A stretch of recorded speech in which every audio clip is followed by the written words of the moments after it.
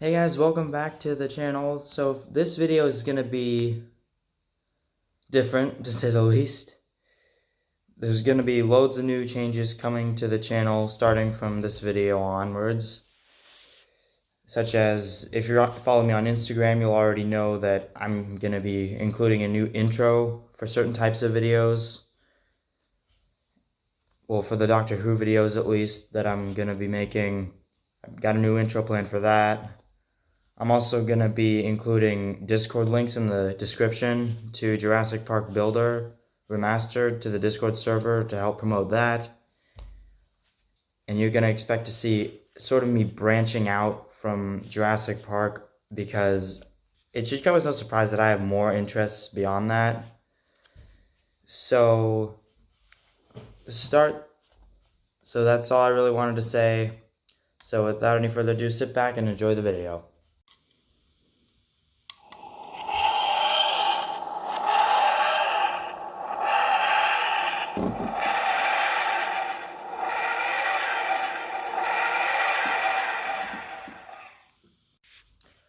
Welcome back, guys. So for the first Doctor Who review I'm ever going to be doing on the channel, I'm going to be reviewing this. This is The Evil of the Daleks.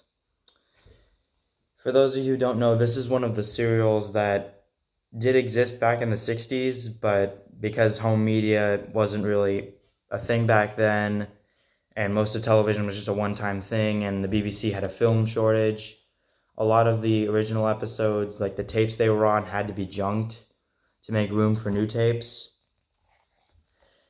However, the soundtracks, like off-air recordings, survive, and episode 2 of this story, this serial is made of 7 episodes, still exist.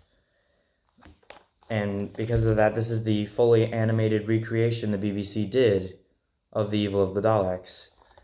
And now, to start off, I'm going to read this little excerpt on the back.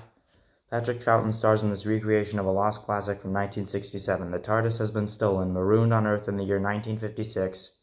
The Doctor and Jamie set out to find the missing time machine.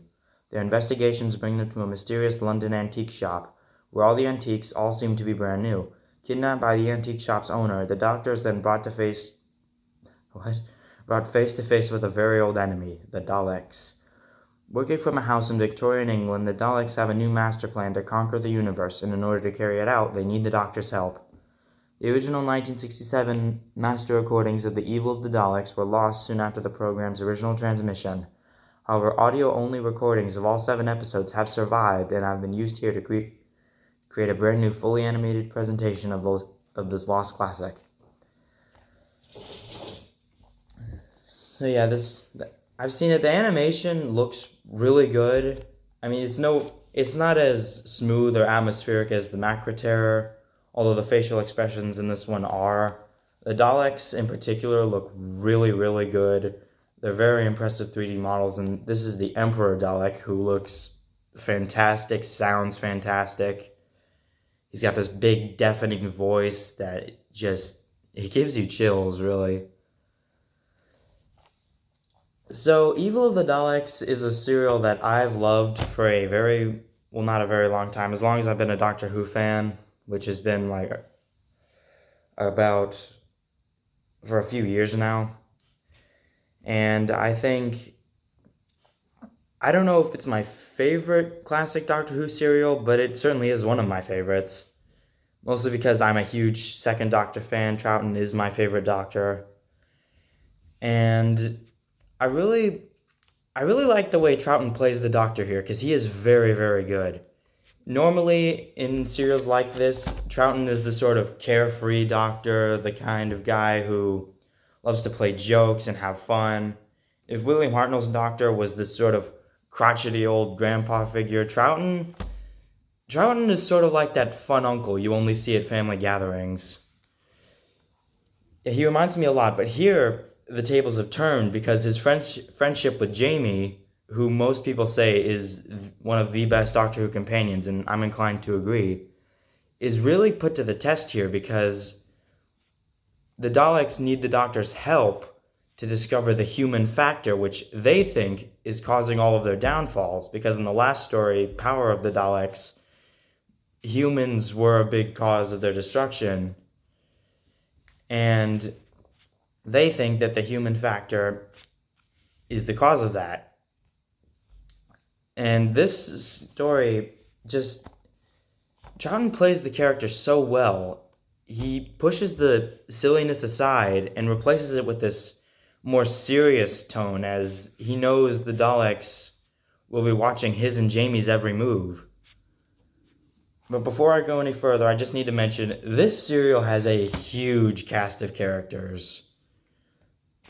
And all of them are memorable in some way.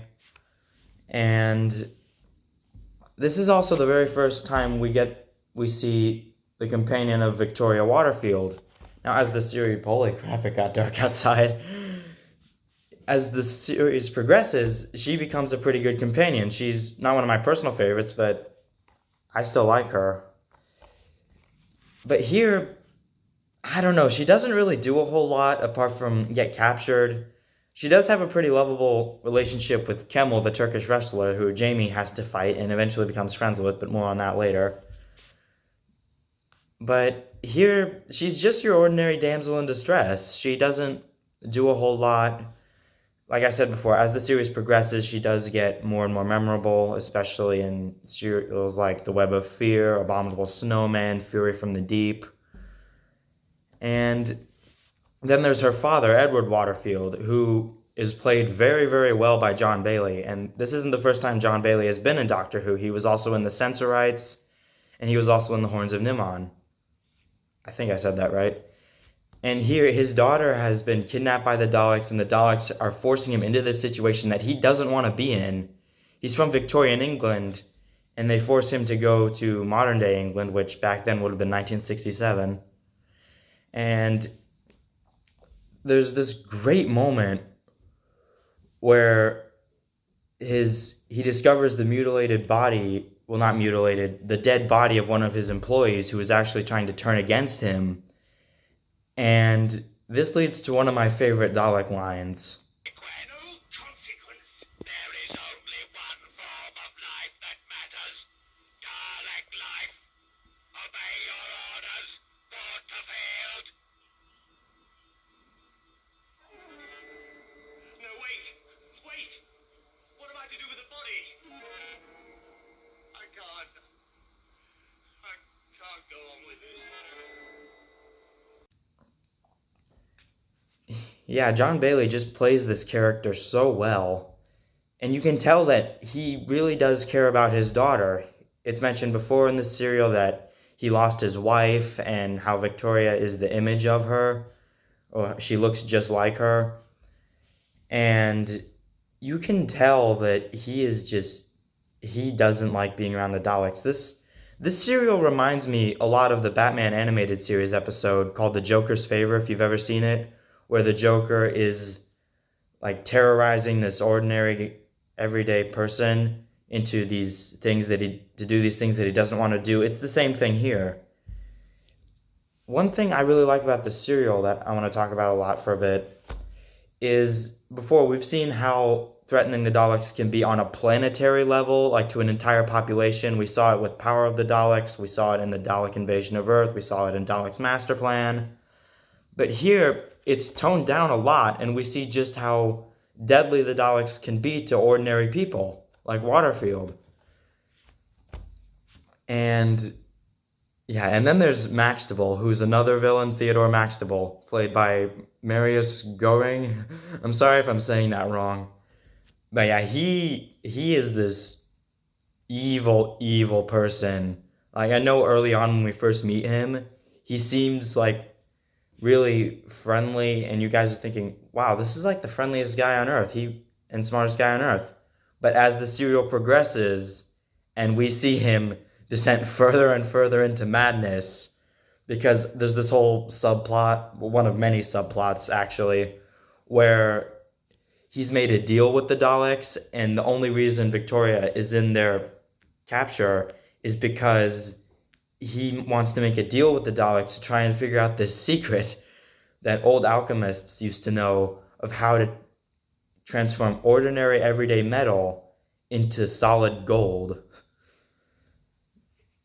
Yeah, it's a bit strange, but Marius Going plays this character so well. He is willing to betray anybody to do what he wants, including Kemmel, Victoria, Waterfield, the Doctor, Jamie, anybody. He has a daughter that he supposedly cares a lot about, and there's this one moment where he says, "You threatened to destroy my laboratory, the one thing in my entire existence I've cared about." And you think, wow, this guy is evil. He truly is evil. And even in the original episode, I think there was this whole running gag where the further the cereal went, the more frazzled his hair got. And I thought that was kind of funny. And then there's his daughter, Ruth Maxtable. She doesn't really do a whole lot for the most part. She does have a few scenes. Well, actually, she has this one part where she has to figure out what her father's planning, and he explains to her the secret of how to turn metal into gold. And then there's her husband, or fiance, I can't remember, named Arthur Terrell. And he's he's kind of working with Maxtable, kind of not. It's revealed in episode 6, wait, no, 5, I was going to say 6. It's revealed in episode 5 that apparently the Daleks were using this device implanted on his neck to try and control him, to do their bidding. And he's also working with this guy named Toby who kidnaps Jamie, only for Jamie to escape almost instantly. Yeah, there's a lot. This story is kind of cluttered, I now realize, with plots. Yeah, there's also this servant girl named Molly Dawson who helps Jamie figure out where Victoria is. And then there's the only character I haven't mentioned yet is Kemmel, the Turkish wrestler. Well, I have mentioned him, I just haven't talked about him in full yet. Like I said before, he does have a pretty lovable relationship with Victoria, and there is a believable friendship between him and Jamie after Kemmel tries to kill Jamie, but then Jamie convinces him to be on his and the Doctor's side. It gets complicated, but yeah, there is a believable friendship between him and Jamie and Victoria. There's several different moments in the serial where the Daleks are trying to question Victoria, or other characters are trying to get up close to Victoria, and he stands up for her. It's truly believable. And another thing I want to talk about is how the Daleks are portrayed. Well, I already have, but they are portrayed very, very well. I already told you about that thing, how they're threatening to everyday people like Waterfield, but they are just so threatening. Peter Hawkins voices them perfectly. This is also the first time we see the first appearance of the Dalek Emperor, who, for 1967, looks and sounds amazing. The Emperor is probably my favorite Dalek design out of the entire series, and that's saying a lot, looking at the different designs we've had over the years. Yeah, he has this great design. He has this big, booming voice that sends shivers down your spine. Yeah, it's just incredible. And here's an example of that here.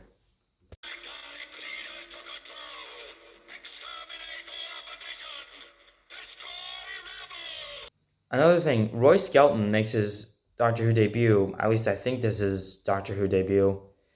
He voices these 3 childlike Daleks called Alpha, Beta, and the last one was probably called Omega. It's revealed that the Daleks are using Jamie and his mission to rescue Victoria to monitor him and see what sort of behaviors and emotions need to be put into the human factor. And they are funny. They are very, very funny. There's this great moment towards the end where one of them grabs the Doctor with his plunger and his laser gun and starts taking him for a ride around Maxtable's laboratory. It's really funny, and they are loads of fun, it must be said. Also, correct me if I'm wrong, but I think Roy Skelton also voices the Dalek at the end of episode 1, the one that killed Kennedy, the Waterfield's employee that was trying to turn on him that I mentioned earlier. And then it's revealed at the end that the whole human factor thing was just a trick for the Doctor to figure out what the Dalek factor was, which is what makes a Dalek a Dalek. They feel nothing but hatred. They want to kill everything in sight. Which doesn't make a ton of sense to me because, I mean, they're Daleks. You've got to know what your own factors are, right? It just confused me. So, and there's also the Emperor's guards. They make their first appearance. They just normal Daleks. They just have black helmets. And towards the end in episode 7, where it looks like Maxwell is finally going to get the secret he's been wanting for all this time, but the Daleks trick him and give him the not the human factor, the Dalek factor, which I think how it works is it's supposed to trick the mind into thinking that it's a Dalek, but the body itself stays human. I think that's how it works. And it's great, honestly. They also use a pretty cool effect for the Dalek archway. And Maxwell even starts talking like a Dalek. Take me to your emperor. He starts talking like that. And the Dalek, and it's even hinted at that the Doctor is tricked into becoming like Maxtable, but because he doesn't come from Earth, he's a Time Lord, it didn't work on him, but he pretends to be like that in order to trick the Emperor. It's a great bit of storytelling, really, and this all culminates in a huge climax between all the human factor Daleks. The Doctor tricks all these Daleks into walking through this archway that gives them the human factor, and then they mature and they realize that the Emperor is evil and so are his guards. So the Doctor tricks the Daleks, and this culminates in this giant battle between the Emperor, his guards, and on the other side you've got the human factor Daleks. And this was supposed to be something that was incredible to see back in the 60s. Unfortunately, we can't see it now, but you can through one of the loose cannon reconstructions. But in the animation, it looks so awesome. You have the Daleks shooting each other, there's sparks and explosions flying around, and all the meanwhile, you have the Emperor yelling, "Do not fight in here! Do not fight in here!" And in the original, there is one problem I have with this fight scene. It's a problem with the serial I have. In the original ending, what happened was, you hear Trout say, "The final end," and then it cuts to this shot of the control room the Emperor is in, just exploding into chaos. What was supposed to happen was, in the background of the Emperor's destroyed casing, you could see this pulsating light flash on and off. And what happened was, with this serial, the original idea was to kill the Daleks off permanently, with leaving no chance that they'll ever come back.